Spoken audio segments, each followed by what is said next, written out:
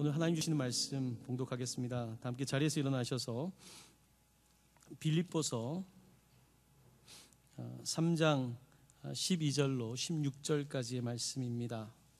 제가 가진 성경책으로는 신약성경 321페이지입니다. 하나님 말씀 찾으셨으면 저와 함께 교독으로 봉독하겠습니다. 제가 먼저 12절을 시작하겠습니다. 내가 이미 얻었다 함도 아니요 온전히 이루었다 함도 아니라 오직 내가 그리스도 예수께 잡힌 바 된 그것을 잡으려고 달려가노라.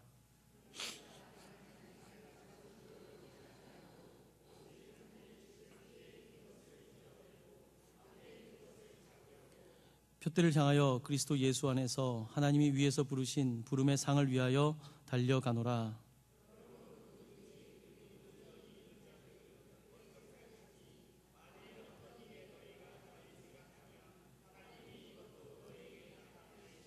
함께 봉독합니다. 오직 우리가 어디까지 이르렀든지 그대로 행할 것이라. 아멘. 할렐루야. 네, 한 주간 잘 지내셨습니까? 연휴가 끝나고서 아마 한 주간 특별히 화요일이 좀 어렵지 않으셨던가요? 네, 조금 뭔가 삶의 리듬이 좀 끊어진 것 같은 그런 시작이었습니다. 또 오히려 연휴가 지나고 나니까 감기 걸리거나 이렇게 몸이 좀 안 좋은 분들이 있는 것 같아요. 저도 조금 코가 좀 맹맹하고 저희 집에 녀석들도 조금 몸이 안 좋은지 그렇습니다. 여러분 좀 어떻습니까? 오늘 오신 거 보니까 건강하시죠? 오겐키 데스까? 제가 지금 일본어 공부하고 있는데 네, 오겐키 데스까? 건강하시죠? 네, 건강하시니까 오시기도 했었지만 또 몸이 조금 피곤하지만 오히려 예배하기 위해서 오신 분들도 계실 것 같은데요. 지난 주일에 제가 이제 그 고상한 지식이라고 하는 오늘 빌립보서 이 말씀을 같이 읽고 묵상하면서 그 바울의 이력에 대해서 말씀을 드리고 제가 와서 제 이력서를 찢는 모습을 좀 보여드렸어요.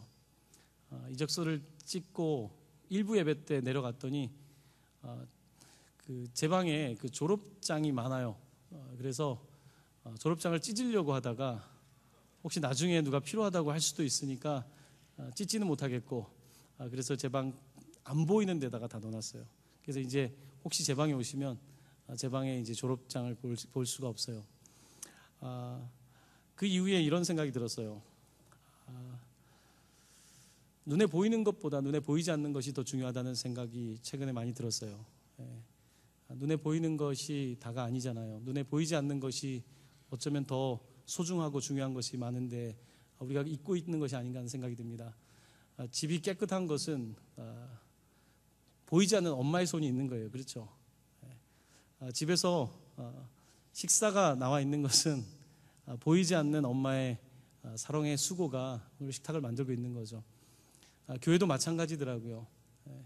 교회가 이렇게 늘 이렇게 돌아가고 있는 것, 교회가 이렇게 움직이고 있는 데는 보이지 않는 손이 참 많아요. 그런데 보이는 것만 보면 그게 다라고 생각하지만 사실은 보이지 않는 것들이 더 실제적인 거라는 생각을 합니다. 우리는 눈에 보이는 것에 따라 살아가요. 안목에 따라서. 그런데 눈에 보이는 것보다 더 소중한 것이 있다면 눈에 보이지 않는 하나님이 이 땅을 이끌고 계신 거죠. 우리는 보이는 것에 의해서 살아가는 사람들인 것 같아요. 그래서 보이는 것 때문에 실망하고 보이는 것 때문에 또 자랑하기도 하고 보이는 것 때문에 기분이 좋기도 하고 보이는 것 때문에 속상하기도 하고 이것이 우리가 살아가는 세상이지만 사실은 보이지 않는 것이 더 소중하고 보이지 않는 것들에게 더 가치 있는 것들이 있는 것을 보게 됩니다. 오늘 이 자리에는 어쩌면 금요일에마다 제가 느끼는 것은 와서 기도하시는 분들을 지금 이렇게 제가 이렇게 살짝 이렇게 볼 때가 있어요. 누가 왔는지 제가 출석 체크를 하는 건 아니고요. 이렇게 기도하는 분들이 있다. 어쩌면 보이지 않는 기도는 보이지 않잖아요. 물론 우리가 소리내서 기도하고 이렇게 기도에 나오게 되면 저 사람 기도에 나왔네 이렇게 되지만 사실은 기도라는 것도 눈에 보이지 않는 것이거든요. 그런데 그 눈에 보이지 않는 그 기도가 사실은 우리의 삶을 움직이고 있고 또 우리의 인생을 또 우리 교회를 우리 가정을 이끌고 있는 것을 봅니다. 보이지 않는 것을 볼 수 있으면 좋겠다는 생각을 요즘 많이 해요. 최근에 이제 조금 그 성도님 상담하는 기회도 있었고 신방할 기회도 조금 최근에 있었는데요. 저의 마음에 그런 게 있었어요. 내가 좀 눈에 보이지 않는 것을 볼 수 있으면 얼마나 좋을까. 왜냐하면 이제 상담을 공부하게 되면요, 자꾸 사람의 마음을 읽어야 되잖아요. 마음을 읽으려면 마음 읽기가 참 어려워요. 얼굴 표정은 웃고 있지만 속으로는 울고 있을 수 있거든요. 그걸 참 파악하기가 어려워요. 지금 현재의 얼굴 표정과 속은 상당히 다를 수 있는데 그것을 깨닫는 것이 그렇게 쉽진 않더라고요. 여러분도 그럴 거예요. 주변에 있는 사람들을 보면서 눈에 다 보이지가 않다 보니까, 아니 보이는 것이 다가 아니다 보니까 그 이상을 보는 게 참 어렵다는 생각을 합니다. 오늘 좀 말씀을 통해서 좀 보이지 않는 것을 좀 볼 수 있었으면 하는 마음을 가지고 오늘 본문을 읽게 됐는데요. 오늘 빌립보서는 지난 주일에도 말씀을 드렸지만 바울이 감옥에 있을 때 쓴 편지입니다. 잘 안 보일 때예요. 감옥에 갇혀 있을 때. 그런데 감옥에 갇혀 있는 바울의 편지가 더 보이는 것은 무슨 이유 때문일까요? 눈에 띄지 않는 감옥에 갇혀 있지만 이 복음이 더 강하게 와닿는 것은 왜 그럴까요? 사람이 보이지 않을 때에 더 이렇게 힘이 생겨나는 것 같아요. 눈에 보이지 않을 때, 오히려 이 감추어져 있을 때 더 이렇게 힘이 나타나는 거죠. 오늘 바울의 편지는 저는 좀 그런 것이 아닌가 하는 생각을 해보았습니다. 바울은 지금 감옥에 갇혀 있는데요. 감옥에서 그가 하고 싶었던 일이 있어요. 그는 전도자거든요. 복음 전하는 일을 계속해서 하고 싶었는데 감옥에서 어떻게 다른 사람에게 보이도록 활동이 좀 제한되어 있는 상황에서, 여행도 제대로 갈 수 없고 내가 하는 것이 아무래도 물리적으로 제한이 되어 있는 이때에 어떻게 더 복음 사역을 효과적으로 바울이 한 것 같아요. 오늘 본문을 읽어보면 어떻게 그렇게 했냐면요, 첫 번째는 오늘 빌립보서가 편지잖아요. 감옥에 갇혀 있는데 오히려 편지가 더 큰 힘이 있는 걸 보게 돼요. 이 편지라고 하는 것은 당시에 그 많은 사람들에게 읽히는 거잖아요. 여러분 빌립보서 찾으셨으니까 빌립보서 한번 1장 1절을 한번 볼게요. 1장 1절 2절. 이 편지가 얼마나 힘이 있는지 한번 지금 제가 말씀드리는 관점에서 한번 1절 2절을 한번 같이 읽어볼게요. 시작. 그리스도 예수의 종 바울과 디모데는 그리스도 예수 안에서 빌립보에 사는 모든 성도와 또한 감독들과 집사들에게 편지하노니 하나님 우리 아버지와 주 예수 그리스도로부터 은혜와 평강이 너희에게 있을지어다. 아멘. 바울과 디모데가 편지를 보냈는데요, 빌립보에 사는 모든 성도와, 모든이라는 단어, 감독들과 집사들에게 편지한다고 말하고 있습니다. 감옥에 있지만요, 오늘 이 편지를 모든 성도가 받아본대요. 그런데 바울이 지금 바울 시대가 2000년 정도 지나지 않았습니까? 그런데 이 모든 성도가 이 편지를 받아보는데 지금 우리도 받아보고 있어요. 이 감옥에서 편지를 썼는데 이 복음의 사역이라는 것이 참 감옥도 가둘 수 없는 거고 어떤 물리적인 제한이 가둘 수 없다는 것은, 오늘 바울은 오히려 감옥에 있는데 눈에 보이지 않는 굉장히 제한된 공간에 있는데 오히려 그의 이 편지 글이 사람들을 더 움직이고 있는 것을 보게 됩니다. 우리는 내가 액티브하게 움직일 때, 내가 뭔가를 할 때에, 내가 더 제약이 없이 뭔가를 할 때에 더 많은 일을 할 수 있다고 생각하지만 사실 하나님의 사역은 그렇지가 않아요. 오히려 바울이 지금 감옥에 있으면서 더 생각했을 것이고 더 성도들 위해서 기도했을 것이고 그러면서 쓰는 이 편지가 더 와닿는 거죠. 바울의 편지들은 그런 편지가 많아요. 오히려 더 이런 상황 속에서 더 와닿는 편지가 나오는 것을 봅니다. 오늘 바울은 그래서 내가 몸으로 전도하지 못하지만 이렇게 편지로서 복음을 전하는 것을 보게 됩니다. 그뿐만이 아닙니다. 바울이 감옥에 갇히게 되면서 또한 선한 일이 일어났어요. 여러분 우리가 1장 1절 2절 읽었는데요, 이제 어디를 읽냐면 13절입니다. 13절 말씀을 한번 같이 읽어볼게요. 시작. 이러므로 나의 매임이 그리스도 안에서 모든 시위대 안과 그 밖에 모든 사람에게 나타났으니. 아멘. 바울이 지금 나의 매임이라는 표현을 씁니다. 그가 감옥에 갇혔다는 표현을 여러 번 쓰는데요, 나의 매임이 그리스도 안에서 모든 시위대 안에 나타났다는 거예요. 시위대, 가드 안에, 이 군사들 안에. 지금 로마의 군인들이 번갈아 가면서 지금 나를 지키고 있는데 이 시위대 사람들에게 나타났고 그 밖에 모든 사람들에게, 시위대뿐만 아니라 그들의 아는 사람들과 그 밖의 사람들에게 나타났다는 거죠. 자, 바울이 감옥에 갇히지 않았으면 이 군인들에게 이 감옥의 간수에게 복음 전할 기회가 없었는데 그는 바울이 오히려 이곳에서 복음을 전하게 됩니다. 그 전에 빌립보에서 바울과 실라가 감옥에 갇힌 적이 있어요. 빌립보 교회를 처음 세울 때. 그때 그가 감옥에 갇혔기 때문에 그 당시에 간수가 그때 옥문이 열리고 막 기적이 일어나면서 그때 간수가 예수를 믿게 되거든요.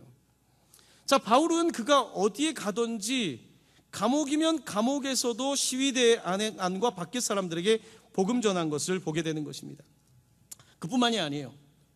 세 번째로 그가 복음을 전한 사람들이 또 있습니다. 이거는 놀라운 일이에요. 저희가 지금 13절을 읽었는데요. 14절입니다. 14절 한번 같이 읽을게요. 시작. 형제 중 다수가 나의 매임으로 말미암아 주 안에서 신뢰함으로 겁없이 하나님의 말씀을 더욱 담대히 전하게 되었느니라. 아멘. 나의 매임 때문에 그는 편지를 쓰게 되었고, 나의 매임 때문에 시위대 사람들과 그 관련된 사람들에게 복음을 전하게 되었고, 뿐만 아니라 내가 매였기 때문에 성도들이 더 힘을 내게 되었고, 그래서 성도들이 더 담대해졌다는 거죠. 이제 리더가 감옥에 갇혔으니까 오히려 성도들이 더 대담해지게 됐다는 거죠. 그가 감옥에 갇힌 것은 어떻게 보면 더 잘된 일일 수도 있는 것입니다. 자, 내가 감옥에 갇히냐 갇히지 않느냐, 내가 육체적으로 자유하냐 자유하지 않느냐가 중요한 것이 아니라 지금 내 안에 무엇이 있느냐가 중요한 거예요. 내 안에 보이지 않는 것, 눈에 보이는 것이 아니라 보이지 않는 그 복음의 능력이 바울에게 있을 때에 바울을 통해서는 갇히던 갇히지 않던 편지든 시위되던 아니면 갇혔기 때문에 성도들이 힘을 내던 이렇게 복음 사역이 시작되었다는 것입니다. 더 놀라운 일인 거죠. 바울은 오히려 더 눈에 띄지 않는, 보이지 않는 곳에 있지만 더 보여지는 사역들이 펼쳐지게 되는 것을 보게 되는 것입니다. 자, 오늘 본문으로 돌아와서 오늘 본문 가운데서 바울이 말하는 것에 대해서 함께 보려고 하는데요. 그는 12절에서 하나님 나라를 만들어가는 사람의 자세를 몇 가지로 이야기하고 있습니다. 저랑 함께 12절 말씀을 한번 다시 같이 봉독하기 원합니다. 시작. 내가 이미 얻었다 함도 아니요 온전히 이루었다 함도 아니라 오직 내가 그리스도 예수께 잡힌 바 된 그것을 잡으려고 달려가노라. 아멘. 자, 바울에게서 나타나는 그 삶의 태도는 뭐냐면 첫 번째는 거룩한 불만족이에요. 내가 이미 얻었다 함도 아니고 온전히 이루었다 함도 아니다. 뭔가 완전히 안 채워진 거죠. 여러분, 가장 큰 그 모티베이션, 동기는 불만족이에요. 불만족 때문에 발전이 있는 거예요. 근데 그 불만족이라고 하는 것이 컴플레인, 불평으로 바꿀 수 있지만 이 불만족이라고 하는 것이 거룩한 불만족일 경우에는 상당한 동기부여가 되는 거죠. 내가 이미 얻은 것도 아니고 온전히 이루었다 함도 아니다. 지금 그는 이렇게 감옥에 있지만 이 안에서 나름대로 거룩한 불만족을 가지고 이 안에서도 어떻게든지 복음 사역을 하려고 하는 것을 보게 됩니다. 자, 그러면서 그가 이렇게 말합니다. 오직 내가 예수 그리스도께 잡힌 바 된 그것을 잡으려고 달려간다라고 말하고 있습니다. 자, 그리고 그가 또 그 13절에 보면 이런 표현이 있습니다. 나는 아직 내가 잡은 줄로 여기지 아니하고 오직 한 일 즉 뒤에 있는 것은 잊어버린다라고 합니다. 여러분, 사람이 앞으로 가려면 잊어버려야 돼요. 잊어버릴 줄 알아야지 앞에 있는 것을 잡을 수 있는데 바울이 계속 내가 한 것을 기억하면요 자랑이 되거든요. 내가 빌립보에서 이런 일을 했고 갈라디아에서 이런 일을 했고, 그는 지금 앞에 것을 향해 나아가려니까 뒤에 것은 잊어버린다고 말하고 있습니다. 여러분, 우리 목사님들이 저한테 일을 잘 벌린다 그래요. 성도님들도 그래요. 최근에 어떤 분이 저한테 참 잘 벌린대요. 제가 왜 잘 벌리는지 아십니까? 뒤에 것을 잘 잊어버려서 그래요. 저는 작년에 무슨 일 했는지 벌써 다 잊었어요. 저는 지금 무슨 생각하냐면요, 앞에 있는 것만 생각해요. 문제죠. 어떤 면에서는. 하지만 저는 제 삶을 통해서 깨달은 게 있어요. 뭔가 새롭게 하는 사람은 뒤에 것을 잊을 줄 아는 사람이구나. 여러분, 집에 갔는데 또 오늘 하루 일이 계속해서 나를 힘들게 하면, 작년에 있었던 일이 날 또 힘들게 하면, 잊어버릴 수가 없으면 얼마나 괴로워요. 근데 많은 사람들이 괴로운 이유가 왜 그래요? 잊어버리지 못해서 그런 거예요. 그렇죠? 정신적인 질환의 대부분은요 잊어지지 않는 거예요. 좋은 거는 잊으면 안 되는데 특히 나쁜 것들이 잘 잊어지지 않는 거죠. 잊혀지지 않는 거죠. 그러다 보니까 그 계속되는 그 기억 때문에 괴로운 거거든요. 여러분, 바울이 지금 내가 뒤에 것은 잊어버리고 앞에 있는 것을 잡으려고 한다는 것은요, 바울에게는 끊임없는 그 미래적인 하나님 나라에 대한 열정이 있는 거예요. 하나님 나라에 열정이 있기 때문에 그는 아직 내가 잡았다고도 생각 안 하고 거룩한 불만족을 가지고 있고, 또 말을 붙인다면 거룩한 망각이라고 할까요? 거룩한 망각이 있는 거예요. 내가 지금까지 했던 걸 자랑하는 것이 아니라 그것을 잊게 하시는 망각이 있고, 그러고 나니까 그가 앞에 있는 것을 잡으려고 표대를 향하여 달려간다라고 말하고 있는 것입니다. 바울은 끊임없이 열정을 향하여 나아갑니다. 여러분, 우리가 오늘 이 말씀을 많이 알아요. 제가 특별히 14절 말씀은 여름 수련회 때, 중고등학교 때 맨날 암송했던 것 같아요. 그때 암송했지만 물론 암송을 잘하는 건 아니지만 14절 말씀 한번 같이 볼게요. 14절 말씀 함께 봉독했으면 좋겠습니다. 시작. 표대를 향하여 그리스도 예수 안에서 하나님이 위에서 부르신 부름의 상을 위하여 달려가노라. 아멘. 지금 바울은 감옥에서도 표대를 세웠다고 합니다. 감옥에서 무슨 표대를 세울 수 있을까요? 여러분 같으면 감옥에서 어떤 표대를 세우실 수 있을 거라고 생각하십니까? 많은 사람들은요, 감옥에 가면 표대를 생각하지 않아요. 빅터 프랭클이라고 하는 그 유대인 정신과 의사가 2차 세계대전이 있을 때 감옥에 갇혀 있을 때 사람들의 행동을 관찰하게 됩니다. 사람들이 관찰을 해보니까 많은 사람들 중에 감옥에서 표대가 없는 사람들이 많은 거예요. 이제 우린 끝났다. 불만족이 있는 거예요. 왜 우리는 유대인으로 태어나서 이런 생각을 하는 사람들이 없었겠습니까? 유대인들이라고 다 믿음 좋은 유대인이었겠습니까? 그 안에는 별의별 사람들이 다 있었어요. 그런데 그 가운데서 결국은 누가 살아남는가? 꼭 살아남는다는 것이 목숨을 꼭 부지한다는 뜻만은 아닙니다. 이런 누가 감옥에서 이길 수 있을까요? 감옥에서도 표대가 있는 사람들이 살아남는 거예요. 어떤 표대요? 어떤 사람들은 그 감옥에서 보니까 여전히 내가 사랑하는 배우자를 만날 것을 기대하는 사람들이 있었다는 거예요. 여전히 그곳에서도 헤어져 있지만 가족을 생각하고 사랑하는 사람들, 여전히 삶의 목표를 두고 있는 사람들이 똑같은 감옥에도 있는 데 있다는 거예요. 여러분, 우리가 이렇게 생각할 수 있어요. 우리의 삶을 지금 볼 때에 저 사람은 당연히 목표가 있지. 왜냐하면 지금 잘 되고 있으니까. 사업도 잘 되고 있고 자녀도 잘 되고 있고 잘 되니까 표대가 있는 게 당연하다. 나는 지금 상황이 이러니까 그렇다라고 말할 수 있어요. 그렇다면 여러분, 우리가 똑같이 다 감옥에 간다고 해보세요. 지금 우리에게 조건을 다 뺀다고 해보세요. 지금 이 땅을 살아가면서 우리가 비교할 때에 좋은 익스큐즈, 자기의 변명은 뭐냐면 나는 지금 환경이 그렇다는 거거든요. 나는 환경이 저 사람과 다르기 때문에 나는 그럴 수 없다고 이야기하는데, 자, 그러면 우리가 모두 똑같은 조건에서 실험을 한다고 해보세요. 똑같이 감옥에 갔어요. 어떨까요? 똑같이 감옥에 있지만 어떤 사람들은 감옥에서도 뭔가를 찾아서 가는 사람도 있을 거고요. 어떤 사람들은 그곳에서 끝이야, 아무것도 아니야 라고 말하는 사람이 있을 거예요. 여러분, 생각같이 우리가 모든 것들이 환경에 의해서만 결정되는 게 아닌 거예요. 똑같은 조건 속에서도 그 사람에게 어떠한 표대가 있느냐는 그 사람의 삶의 방향을 바꾸는 것이거든요. 감옥에서 바울은 지금 표대가 있어요. 지금 감옥에 있지만요, 그는 지금 감옥에 갇혀 있지만 복음이 식지 않았어요. 더 뜨거워졌어요. 편지 읽어보세요. 곳곳에 그의 이 복음에 대한 열정이 느껴지고요. 보세요, 시위대에 있는 이 간수에게 복음 전한 것 때문에 기뻐하고 있고, 그는 지금 편지를 쓰면서 내가 감옥에 갇혀서 성도들이 더 힘을 내고 있다, 이것 때문에 기뻐하고 있어요. 그가 끝이 아니에요. 나는 지금 뒤에 한 일은 다 잊어버리고 앞에 오직 표대를 잡으려고, 예수께 잡힌 바 된 그것을 잡으려고 달려간다라고 말하고 있는 것입니다. 여러분, 오늘 우리가 살아가면서 좀 우리의 삶을 좀 다시 돌아볼 필요가 있는 것 같아요. 이제 종교개혁 500주년이고 벌써 10월 이제 날씨가 쌀쌀해졌어요. 여러분이 어떤 표대가 있으세요? 여러분, 어떤 표대를 향해 나아가세요? 여러분, 보이지 않을 때, 뭔가 보이지 않을 때, 여러분 사업이 안 보일 때도 있고 취업이 문이 여러 가지 안 보일 때 있잖아요. 안 보일 때 더 중요한 건요, 보이지 않는 것에 대해서 내가 어떻게 바라보고 있느냐는 거거든요. 보이지 않을 때에 보이지 않는 하나님께 나아가 기도하는 사람들이 있고요, 보이지 않을 때에 그냥 낙심하고 불평하고 비교하고 그 자리에 그냥 그대로 있는 사람들이 있어요. 여러분, 똑같은 조건 하에서 우리가 어떻게 하느냐는 것은 결국은 우리와 하나님과의 관계에 달려있는 것이거든요.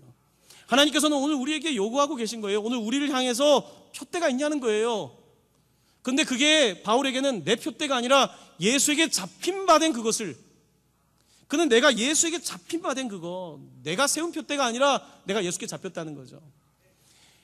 여러분, 제가 이제 지난 주일에 이렇게 이력서를 잠깐 이렇게 찢으면서 저에게도 많은 생각이 있었어요. 여러분 다 똑같잖아요. 특별히 젊은 학생들이 많이 있는데요. 똑같아요. 저도요. 그냥 대학 가려고 열심히 공부했어요. 비슷해요. 네. 대학에 가서요. 나도 뭔가 해보려고 했어요. 네.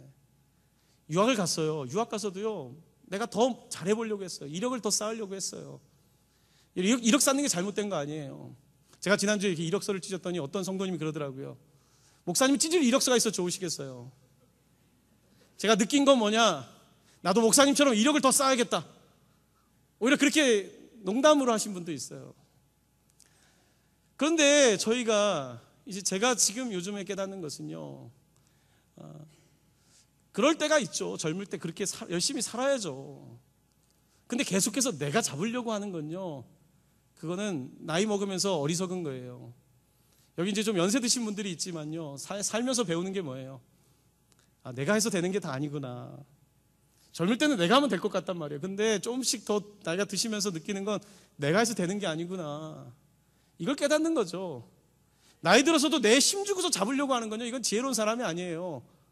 이제는 내가 잡으려고 하는 게 아니라 내가 주님께 잡히는 게 나은 거죠. 내가 잡히는 게 차라리 나아요.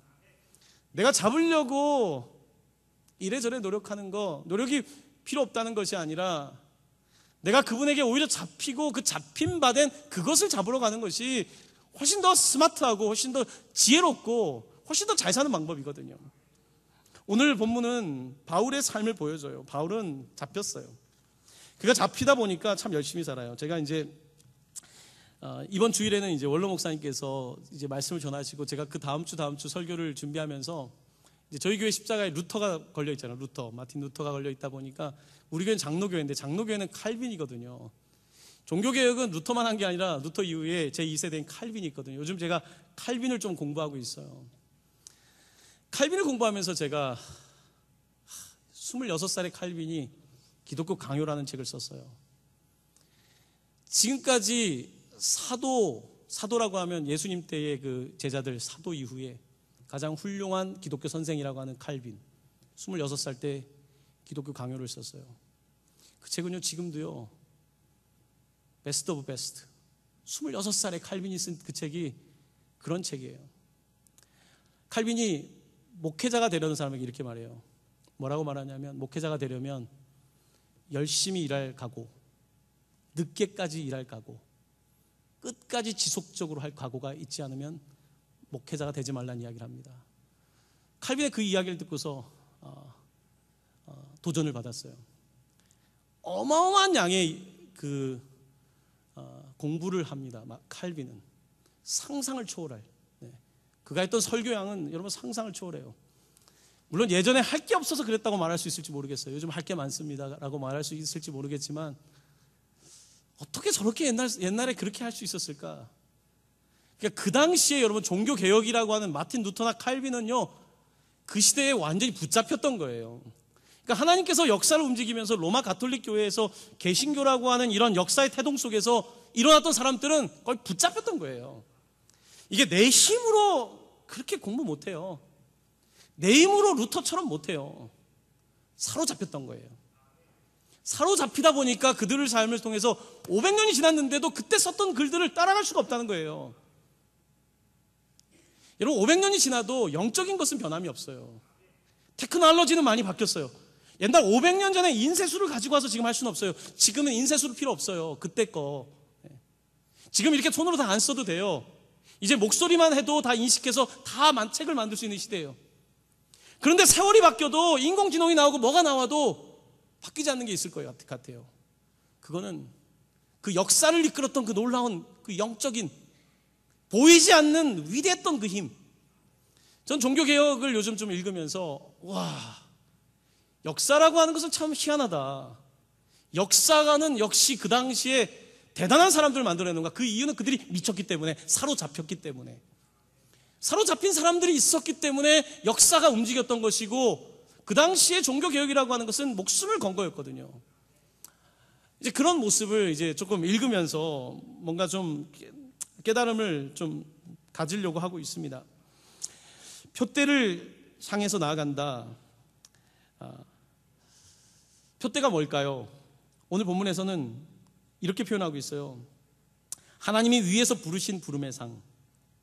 하나님이 위에서 부르신 부름의 상. 하이 콜링이라고 되어 있습니다. 하이 콜링. 높은 부르심. 혹은 업 콜링. 위에 있는 부르심. 이 땅을 살아가고 있는 우리가 그냥 다운 콜링, 밑에 있는 콜링, 하이가 아니라 로우 콜링, 낮은 삶 속에서 우리가 살아가고 있는지 모르겠지만, 오늘 바울은 감옥에 갇혀 있지만 하이, 아주 높은 콜링, 업, 지금 하나님이 위에서 부르신 그 부름의 상을 위해서 달려간다고 말합니다. 그 사람은 정말 끝까지 달려가요. 바울은. 제가 이제 여러분들과 함께 말씀을 맺으면서 바울의 그 마지막 편지입니다. 디모데후서 4장 7절을 함께 찾아볼게요. 바울이 쓴 마지막 편지인 디모데후서 4장 7절. 신약성경 345페이지입니다. 신약성경 345페이지 디모데후서 4장 7절. 보통 장례식장이나 무덤에 가면 많이 기록되어 있는 성경 구절입니다. 4장 7절 말씀 함께 봉독합니다. 시작. 나는 선한 싸움을 싸우고 나의 달려갈 길을 마치고 믿음을 지켰으니. 아멘. 나는 선한 싸움을 싸우고 나의 달려갈 길을 마치고 믿음을 지켰으니. 바울의 마지막 편지, 이곳에서 그는 마친다는 표현을 써요. 선한 싸움을 싸우고 나의 달려갈 길을 마치고 믿음을 지켰다. 그는 이제 그에게 임박한 죽음을 알고 있으면서 디모데후서를 씁니다. 저는 이번 주에 선한 싸움이란 단어가 제 마음에 와닿았어요. 여러분, 그러면 싸움 중에 선한 싸움도 있다는 얘기입니까? 선한 싸움?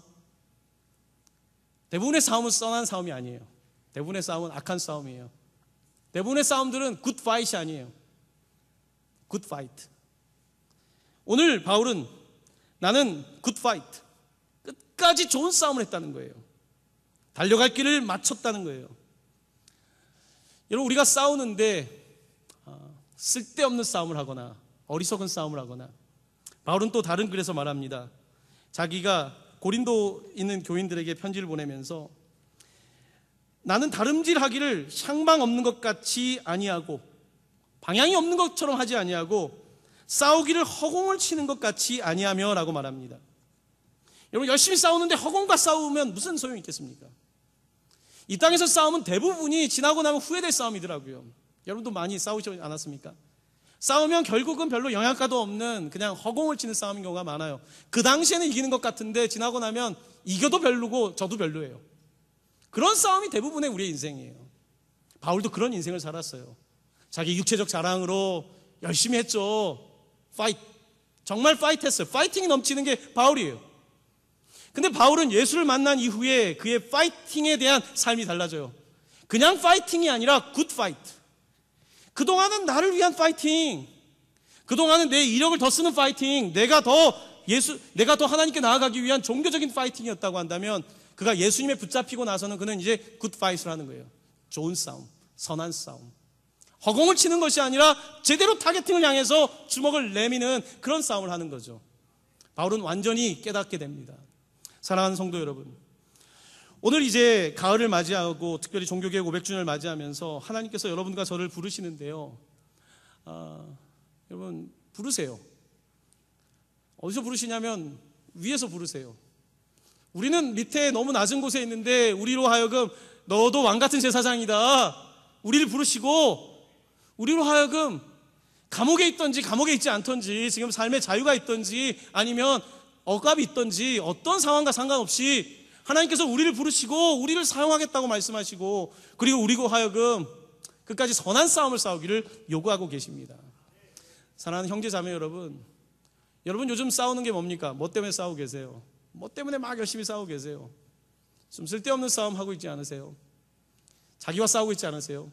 제일 어리석은 사람이 자기와 싸우는 사람이에요.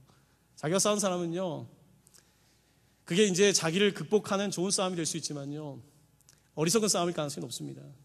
혹시 가까운 누가 싸우고 있지 않습니까? 그것도 어리석은 싸움일 가능성이 높습니다. 사랑하는 성도 여러분, 싸우려면 바울처럼 선한 싸움을 싸우시길 바랍니다. 좋은 싸움 싸우시길 바랍니다. 이왕 싸운다면 복음을 위해서, 좀 더 높은 수준을 위해서 좀 그렇게 싸웠으면 좋겠습니다. 오늘 부르심을 따라서 하이 콜링, 너무 감사해요. 하나님께서 이렇게 높은 부르심을 주신 게 너무 감사하죠. 재밌게도요, 루터도 로스쿨을 다녔다가 로이어가 되려고 했잖아요. 칼빈도 그랬어요. 칼빈도 원래 로스쿨을 다녔거든요. 법과생들이 이렇게 다 신학생이 돼가지고 이렇게 종교개혁을 하게 되는데요, 사랑하는 성도 여러분, 다 신학교 가라는 말씀 아닙니다. 다 인생의 목표를 신학교에 두라는 게 아니에요. 우리의 삶이 법을 하든지 아니면 엔지니어링을 하든지 아니면 테크니션이 되든지 어떤 일을 하든지 그게 중요한 것이 아니라 우리의 콜링은 또 높은 곳에 있다는 거 아니겠습니까? 여러분, 오늘 이 자리에 나오신 분들은 그 높은 콜링을 찾고 또 따라가는 분들이라고 믿습니다. 오늘 같이 좀 오늘 말씀 붙잡고 다시 한번 표대를 좀 바로 정립하고 세우고 나아갈 수 있는 그런 밤이 되기를 예수님의 이름으로 간절히 축원합니다. 아멘. 이 시간 함께 찬양하기를 원합니다.